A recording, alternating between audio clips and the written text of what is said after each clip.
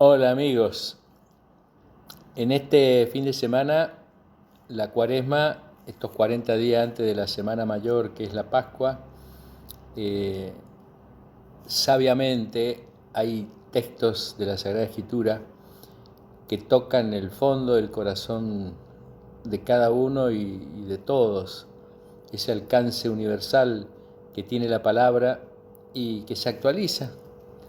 Y ahí donde quizás nosotros somos más flojos, no aprendemos nada de la historia, nos cuesta entender la historia y si la entendemos la interpretamos a nuestro estilo, a nuestro modo y se nos escapa entonces la belleza de lo que sucede y que es algo que nos alcanza a todos, pase el tiempo que pase.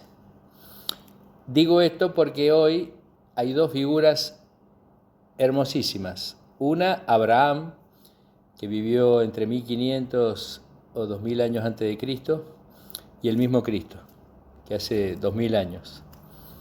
Eh, Cada uno de ellos tiene una biografía, una vocación, una misión, un lugar en el mundo. Y cada uno de ellos responde como tiene que responder y que a veces nosotros ese aspecto no lo hacemos.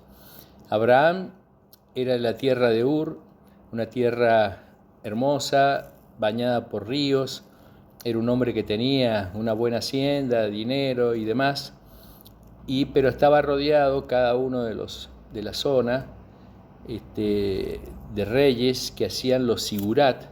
Los sigurat eran esos templos como la Torre de Babel, donde solamente que se hacían de barro y ladrillo y se hacía arriba un templo. En ese templo solamente podía acceder el sacerdote y el rey.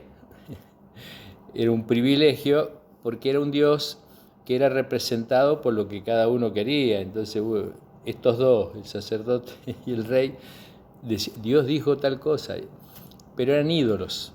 Cada rey tenía su propio ídolo, eran politeístas la zona.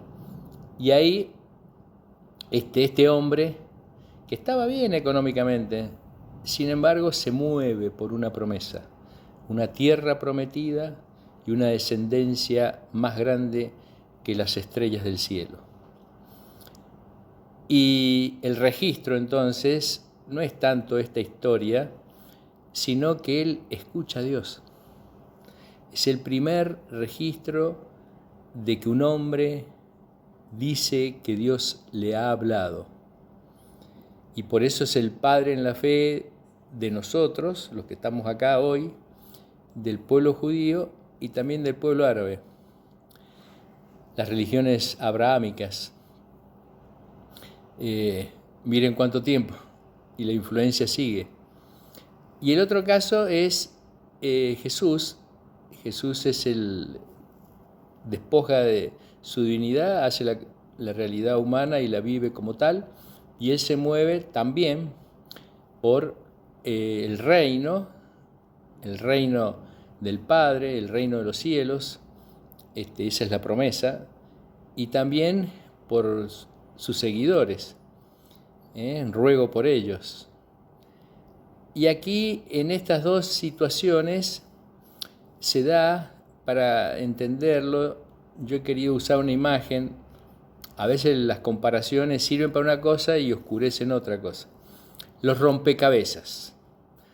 Los rompecabezas son algo que de chiquitito a mí me gustaron, después con el tiempo los abandoné, pero en general se siguen utilizando. Están así que hay rompecabezas mecánicos, como el cuadradito ese que lo van armando rápidamente, hasta en 13 segundos lo arman. Pero también está el tradicional, ese que se pone en la mesa, que es un juego de mesa, que tiene 1000 piezas, 3000, 13000 y hasta 42000 piezas. Es grande de 7 metros por 2, una cosa impresionante. Y las piezas se dan en bolsas, bolsas con colores afines. Y claro, yo tenía un amigo que tenía uno en su living, un living que se usaba poco y por eso lo utilizaba para esto, y tenía en la mesa ahí el el rompecabezas. Y el rompecabezas tenía, yo calculo que ahora sacando cuenta, tiene que haber sido entre 12.000 piezas más o menos. Claro, cuando es un paisaje y está abajo el pasto, los animales, los autos, lo que fuere, y después va subiendo, está el cielo, están las montañas. Claro, cuando uno empieza a poner pieza que encaje con otra pieza, es muy difícil, pero la parte de abajo a veces es más sencilla. El tema es cuando llegamos al cielo, toda celeste, y las piezas ustedes saben cómo son, tienen que encajar y encajar bien.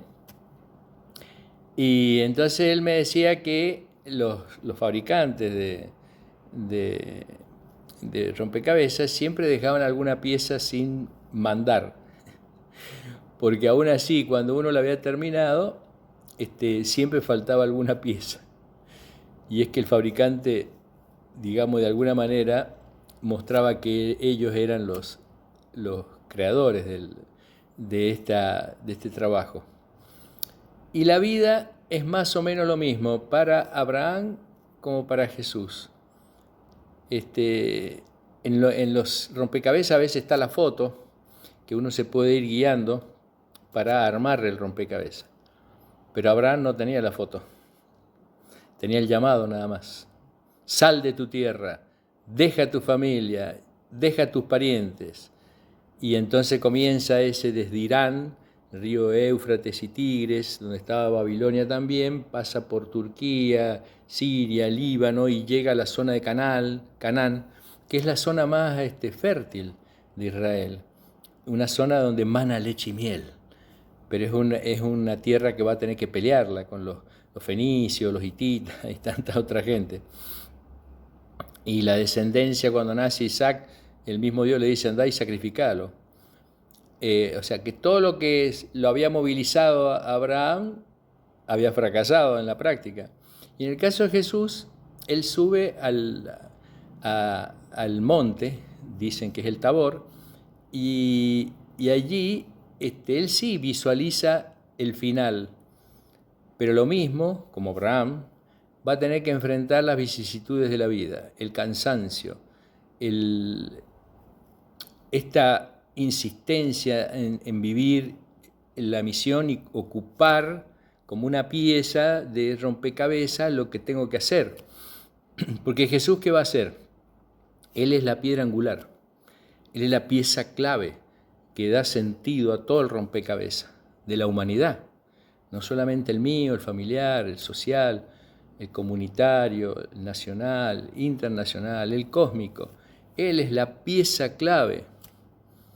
Y entonces cuando nos pasa esto, que nos cansamos de la misión, de tratar de obedecer a Dios y demás, en el caso de Jesús, Moisés y Elías son otros también claves en la historia de Israel, escuchan y están conversando con Jesús sobre la salida. La salida final no es otra cosa que el reino de los cielos, pero tiene que pasar por la pasión, muerte. Y es aquí donde todo se hace agua, por decirlo así. En nuestra vida tenemos un montón de piezas, 1.000, 2.000, 5.000 piezas o más. Ir armando el rompecabezas no es fácil. Cada decisión pone en evidencia si acerté o no.